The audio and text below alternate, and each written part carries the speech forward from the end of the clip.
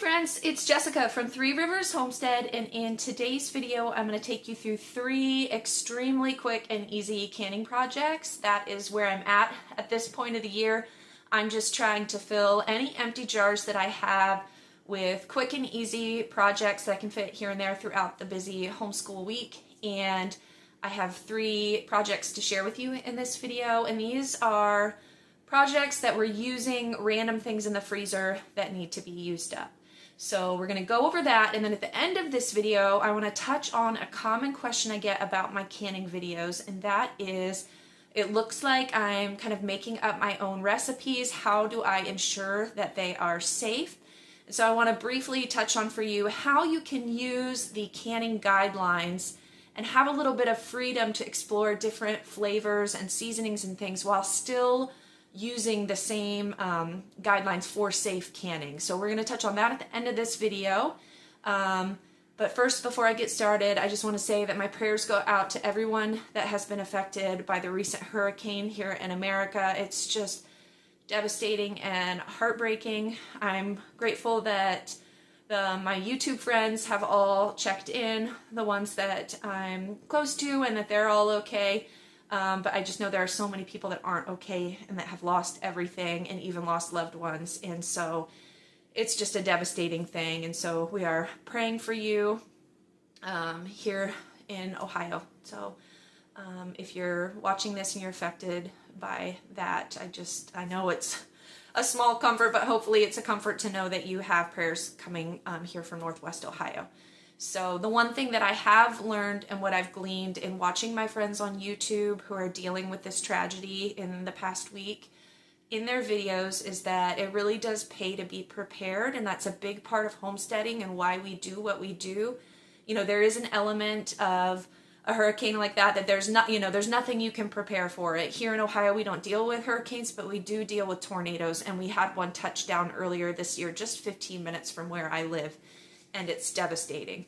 So you can prepare. There's some things you just can't prepare for. But one of the preparations that a lot of homesteaders make is having freezers full of meat. And I'm watching some of my friends on YouTube struggle in a long-term power outage with using generators to try to keep all of this meat in their freezers from thawing. And so it really is motivation for me to remember that it isn't ideal to keep my food in the freezer. It is a much better plan to get it in in jars and shelf stable, and then I don't have to worry about that. And then if the power does go out, it's already pre-cooked. All I have to do is maybe warm it up on the wood stove or a propane stove. It's just an extra layer of insurance knowing that it's not in a freezer. So I guess seeing what I've seen on social media this week is really a kick in the pants for me to get busy working on emptying my freezers. Now that the gardening season is over, I have time now to start whittling away at the meat and the bones and the fat and all of the other things that are in my freezers and get them in jars as jars open up and become empty. So that's what you're going to see in this video. I had several projects using little odds and ends in the freezer. I'm going to share them with you. And then after I share those tutorials, I'm going to come back and talk to you a little bit about canning. All right. We are going to start by making some chili beans. You guys might remember back in August I canned a lot of chili base, which was a tomato-based product that is a starter for chili. But it's nice to have some chili beans that kind of serve the same purpose. We can just add the beans to a pot with some plain tomato sauce and some ground meat for a really easy meal. So I'm starting by getting my dried beans counted out. I'm doing approximately 7 cups of dried kidney beans. What I don't use in my pint jars that I'm going to can today, I am planning to make chili. This was a Sunday afternoon, and Adam and the boys were watching football and they requested chili for dinner. So I am pulling out enough dried beans for my canning project as well as for dinner that night. And then I'm going to get them soaking in some water. I use a little bit of apple cider vinegar, and I had them soaking for about 8 hours before I started cooking and canning them. Now, if you've ever had beans that have done this, that wrinkle up like this, Don't worry, these are not unsafe. Your beans haven't gone bad. They're just probably a little older and extra dry. It's kind of the way our skin on our fingers wrinkles when it gets wet. The skin of the bean wrinkles first, and then as the inside of those beans swell and fill with water, the wrinkling will begin to go away and they'll look just like regular beans after the soaking is done. So I just wanted to show you this. If you've ever come across this, you don't need to toss your beans. They're going to turn out just fine. Here were the beans in the chili later on that night. You can see how they look perfectly fine. Once they were swelled with water, they looked perfectly normal. So here is the frozen item that I am getting out of my freezer for this particular recipe. This was some tomato paste that I made with you guys back in August. It was just extra that didn't fit in my canning batch, so I decided to freeze it in these silicone super cube trays in 2 tablespoon quantities. And I just want to get these out of the freezer and get them used up, and this is the perfect project to do that. So I'm putting one of those 2 tablespoon tomato paste cubes in the bottom of each of my pint jars. We are going to can these beans into pints because those are the jars that I have available right now. Now I'm going to add my seasonings for the chili beans. I'm going to start with chili powder, and I'm doing 1 teaspoon per jar of the chili powder. Next thing I'm doing is this is some homemade freeze-dried garlic powder, and I'm also going to do 1 teaspoon per jar of that. Now we have our cayenne powder. Now my little ones don't like it super spicy, so I'm just going to do a half a teaspoon per jar of the cayenne powder. The next thing we have is crushed red pepper. We're also just going to do a half a teaspoon of that. Now we're moving on to cumin. I'm getting very low in my jar, so I'm just doing a half a teaspoon. If I had it a little fuller, I would probably do a full teaspoon. And then we have our paprika. 1 teaspoon of that, and you guys have the freedom to adjust these seasonings to whatever you like, and it's not going to affect the safety. I'll explain later in this video how that is possible. I'm doing a half a teaspoon of oregano per jar, a half a teaspoon of crushed black pepper, and then I'm going to do 1 full teaspoon of salt per jar. And those are going to be the seasonings that kind of make these chili beans. And those are the seasonings that I would put in my chili, and that's why these beans will serve as a kind of chili base. So now I'm going to fill my jars with those beans. As those beans have soaked, they have swelled up with water, and they're much larger than they were when we first measured them out. That's why you always want to soak your beans before you can them. If you fill your jars with dried beans, they are going to explode in the jars, and you're not going to have seals because they do swell with the moisture that you're going to put in the jars. So I'm just trying to get those full. And then I had beef broth in the fridge that just needed to be used up. So I've decided to fill my jars the rest of the way with that beef broth. If I didn't have beef broth, I could use tomato juice, or I could use water, or any other kind of broth that I had on hand. But this was just a good way to get this out of the fridge and into jars. Now those beans are packed in there super tightly. So you always want to debubble your beans like this, and you can see the liquid level went down pretty significantly after I did that. So I'm going to need to go back and adjust. We want to maintain 1 inch of headspace. That means there's 1 inch of space between the top of that jar and the liquid line within the jar. I'm just going to debubble 1 more time just to make sure that didn't change the level again. And then my broth did have some tallow. You can kind of see in some of the jars, the little white flecks are little bits of tallow. It is kind of greasy. So I'm wiping the rims of my jars just to ensure that my lids will seal really well on those rims. Now I'm going to use my 4 jars canning lids. You guys know, as always, these are my favorite canning lids, and you guys can get 10% off some canning lids if you need some. Use the code 3rivers10 and the link in the video description, and you can get yourself set up with the best canning lids that there are out there.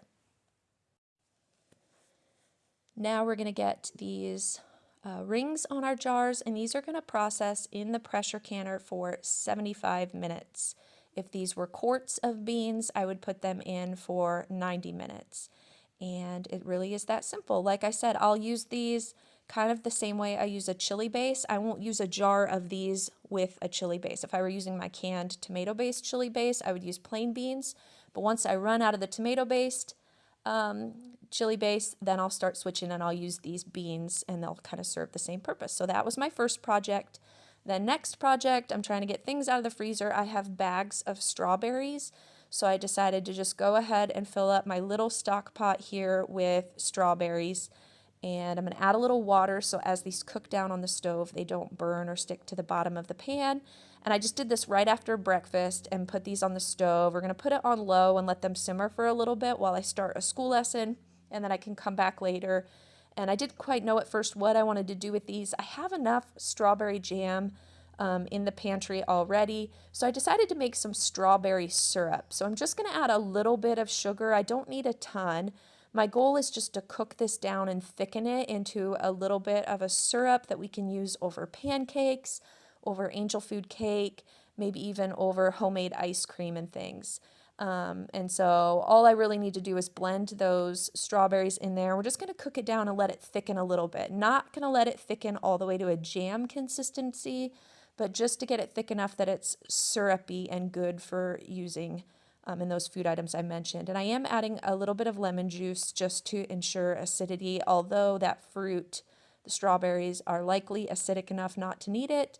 I'm adding that lemon juice just as an extra precaution. It won't affect the taste at all. And these strawberries smelled amazing. The house smelled amazing. I had kids in the kitchen with me while I was filling jars just because they wanted to smell this. They were like, what is going on in here? Do we get to eat that today? So I did save a little bit for them for later on in the day to have with a meal. But otherwise, the rest of this went into our jars. As always, we're going to wipe the rims of those jars. We're going to get our lids on, and then these can go in the water bath canner, and they're going to process for 10 minutes. I have both pints and half pints in this batch. Both of those will process for 10 minutes. 10 minutes ensures that everything is sanitized and there is no bacteria in these jars. Anytime you're processing your jars for at least 10 minutes, you don't have to sanitize your jars or your lids or anything before you begin the canning process. The canning process itself will sanitize everything for you. So after our 10 minutes in the water bath were up, we had all these little jars of syrup. These will be delicious on some desserts later this year. Okay, now for our third project. I had frozen some tomatoes when I just got burnt out with them late in August. Now you can freeze tomatoes, but after about 3 months, they begin to lose their nutrition. So if you want to get your frozen tomatoes in jars, do it within 3 months of freezing, and that is going to make sure that you're not losing any of the nutrition of those wonderful ripe tomatoes that you worked so hard to get into the freezer. So I added a little water to the bottom of the pot once again so they don't stick. I have cooked these down and then using that immersion blender again to just blend everything together. Now these were Romas, so they're nice and thick, but we're going to let them cook down and thicken a little more while I work on my garlic here. When I showed you guys this back in August, this is my favorite trick for peeling garlic. So I'm just putting the cloves in a bowl here, and I put a little bit of warm water in the bowl, and I just let that sit there for about 10 minutes or so. And after 10 minutes, those papers on the garlic just peeled right off. It was super easy. I have this on a faster speed, but in total, this took me about 3 minutes to get all of these peeled, which is pretty amazing for the amount of garlic I have there. If I don't soak them, I'm fumbling around and it's just much messier. So that is one hack that really does make life easier. Soak your garlic. I'm just going to add that garlic straight to my pot here. And then I'm sprinkling in oregano, just kind of eyeballing it, using my heart to measure that out. And I'll explain later in this video also why that doesn't affect the safety of your canning recipe. You can do whatever what you want with these spices, and it really isn't going to affect that. And then I'm adding my salt, also just eyeballing it. And we like I'm making pizza sauce, by the way. I didn't tell you what I'm doing with this. This isn't a pasta sauce. I'm making a pizza sauce. I'm going to add 3 teaspoons of citric acid because I'm going to water bath can the sauce. That just ensures that it's going to be acidic enough to be safely water bath canned. And then we do like our pizza sauce to be a little sweet, so I am going to drizzle in some honey, and that is our preferred sweetener when we make our pizza sauce. And then we're just going to stir that all up. I am going to put it back on the stove just for a little bit longer to thicken it a little bit, but I did need to blend it one more time to get those garlic cloves blended up into the tomato mixture, so I didn't have big chunks of garlic in my pizza sauce. So after it thickened down a little bit, you can see it's nice and thick, and I'm going to fill my jars here. Now, typically when I make a pizza, I just make my sauce from scratch, usually using tomato paste and all of the other ingredients that I put into this sauce. But I had some empty pint jars and those bags of tomatoes that I needed to get out of the freezer anyways. So I thought I'd just do this little batch of pizza sauce and have it ready to go. And then when the baby comes later this year, if the kids want to make a quick pizza for lunch, they don't need to make the sauce from scratch. Mom already has it ready to go for them. And one of these pint jars will last us will make for us about 3 pizzas. And these processed in the water bath canner for 35 minutes. Okay, hopefully you enjoyed those 3 easy projects. Like I said, those are all really quick things. They take maybe 30 minutes or less of prep to get them in the jars from start to finish. So those are some easy things that you can do to get some items out of your freezer and into jars. And in the coming weeks, I'm going to be sharing more about meat because I'm going to be canning a lot of meat to get that out of my freezers. But let's talk a little bit about, sorry, I keep getting out of breath. At this point of the pregnancy in the 3rd trimester, you got a baby pushing on your lungs. So when I start talking and I forget to take a deep breath or can't take a deep breath, I get out of breath. So bear with me here. So a common question that I get is how I come up with my canning recipes and how can I ensure that they are safe. I am not a master canner. I have not been through a master canner certification process. I am someone that has been canning for probably 15 years consistently. I think the first time I canned was maybe 18 years ago, but about 15 years ago is when I consistently on an annual basis started canning. And maybe for the last 7 or 8 years, it's on a year-round constant basis of canning. So I'm not an expert at this, but I do have some experience to share. So here's the thing. There is water bath canning, which recipes are much more important for water bath canning because in order for contents to be safely canned in a water bath canner, there is a level of acidity that must be acquired to prevent botulism from thriving in those jars. So you use high acid foods in a jar, you put it in a water bath canner, and you boil it. So the recipes that have been tested by food safety experts and master canners are proven to be acidic enough. You don't want to mess with those recipes. So for example, pickles are a high acid food that can be safely water bath canned, but only if your brine is at a pH level of 4.6 or lower, because botulism cannot grow at a pH level of 4.6 or lower. So the recipes in something like a ball canning guide or that you find online through the National Center for Home Food Preservation, those recipes have been tested to ensure that they are at that safe pH level. You want to make sure your ratio of vinegar to other ingredients remains steady in the canning process to ensure that it is safe enough to water bath can that.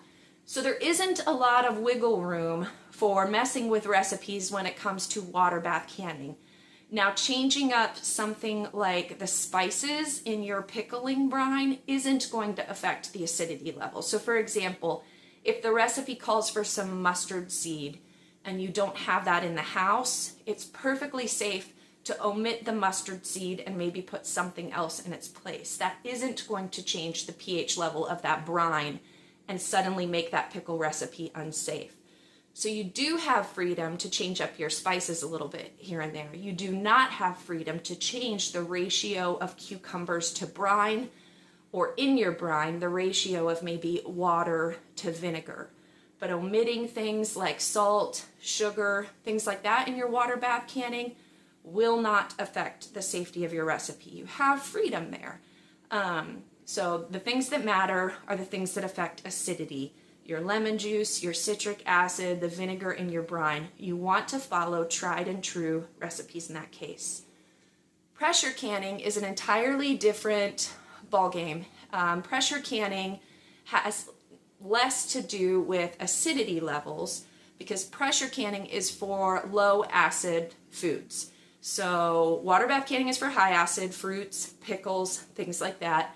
Pressure canning is for low acid foods. These are items that are going to have a pH of 4.7 or higher. So you're talking about your meats, your beans, and your vegetables for the most part.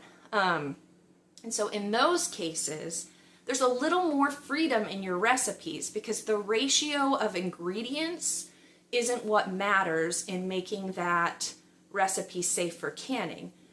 What pressure canning does to make the items safe is the pressure canner heats the contents of that jar up to an extremely high level to a point where there is no chance of botulism growing in those jars because that high heat killed any botulism spores that could have been in the jar. Now, every item that you put in a jar has a different density. So, for example, broth, which needs to be pressure canned, is not very dense. It's a liquid in a jar. So a quart of broth might only take 25 minutes for that heat to reach all the way through the jar and safely ensure that no botulism can grow in that jar. Whereas something like meat, if you have meat packed all the way full in that jar, it's much more dense. It's going to take longer for the heat to reach the center of that jar and make sure all of the contents have been thoroughly heated enough to kill those botulism spores. A quart of meat is going to take 90 minutes. And all of those times for your various food items have been tested by food safety experts to ensure that botulism won't thrive if the contents of those jars have been heated for that length of time and you've followed all of the safe canning guidelines. Now, because in pressure canning, you're not worried about a ratio of ingredients ensuring an acidity level, what you're worried about is the density of the contents of the jar. You have much more freedom to play around with recipes a little bit. So a jar of meat that is packed full, leaving about 1 inch headspace at the top, whether it's chicken or beef, whatever kind of meat, it's going to process for 90 minutes, regardless of whether you then fill that jar with water to compensate, fill up all the empty space between the meat. Whether you use water or broth or tomato juice or any kind of vegetable broth, whatever it is, it's still going to take 90 minutes. Those different ingredients don't change the density of the jar. It's going to be 90 minutes regardless. Whether you add salt or not, whether you add some spices or not, it's still going to be 90 minutes because none of those things change that density, if that makes sense. Same thing with beans. Beans have a certain length of time that they need to process, and it doesn't matter whether your beans are being cooked in tomato juice or water or broth. It doesn't matter whether you added some spices or you didn't. That length of processing, it's not going to change the density of the beans. They're going to need to process for the same time regardless of any other ingredients that you put in that jar. If you look up the National Center for Home Food Preservation's guidelines for canning soup, there is a ton of freedom in that. And the difference between canning soup and canning meat is just that half of the jar needs to be liquid, like broth in a soup, versus having the whole jar packed with meat.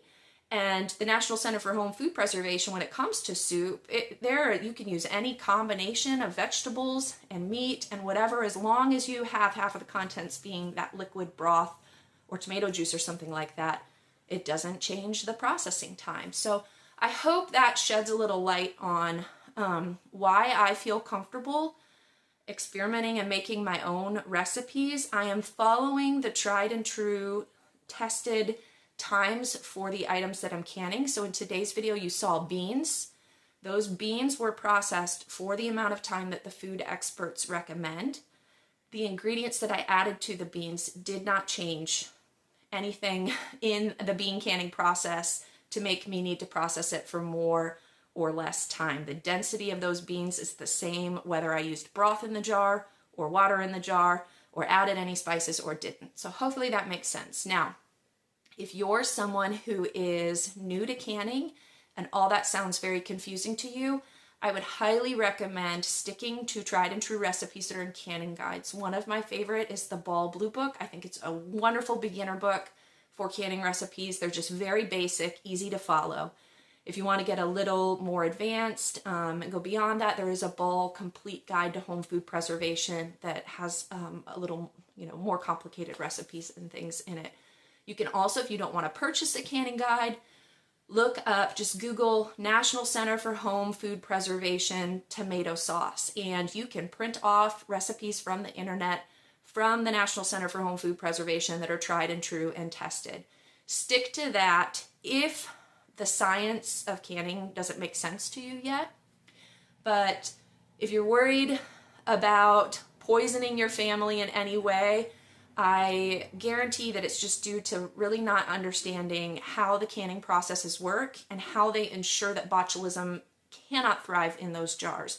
And once you understand the science and it makes a little sense, it kind of opens up this freedom to say, well, it really doesn't matter whether I put cumin in with my meat or I put cayenne pepper in with my meat. That doesn't affect the acidity or that doesn't affect the density. It's not going to change the temperature of the contents of the jar or anything like that. So that's where I'm at with coming up with my recipes. Like I said, I've been doing this consistently for about 15 years now, and we've had good results, but you need to just figure out what works for you and your family. And I always try to share if I'm straying from recipes or where I'm getting them from. And so, yeah, to be honest, I'm not a master canner. And if that matters to you, don't go to YouTube for your canning recipes, because there are very few master canners on here. I would stick to buying the guides that are approved by written by a master canner or approved by the government agencies that oversee things like canning, and that is going to be much more in your comfort zone. So, all right, hopefully that makes sense. And yeah, if you have any questions about the recipes that I shared today, always feel free to put them in the comments, and I can let you know why I feel comfortable doing that. And explain a little bit more to you about my process for coming up with that recipe. All right, so as I mentioned earlier in this video, my plan for the coming weeks is going to be getting meat in jars. I just feel like I can glean a little bit from the tragedy that's occurring and what I'm seeing in other homesteaders. And, you just don't want to catch yourself in a situation where you have multiple freezers of meat and the power's out and you can only make a generator go for so long, and maybe you run out of gas for the generator, and then you find yourself scrambling to can an entire freezer full of meat within a short period of time, versus if I can just whittle away at that now, because here in Ohio, that we have had ice storms and winter storms that have knocked out power, and so I'm just gonna do that, because also with the baby coming, it would be nice to have more cooked meat, shelf stable in cans for easy meals. So as always, you guys know I'm looking for convenient meals in jars. Anyways, once again, my prayers go to everyone affected, and yeah, we will be back next week with another video. I hope you all are having a blessed week. We'll see you later, friends. Bye.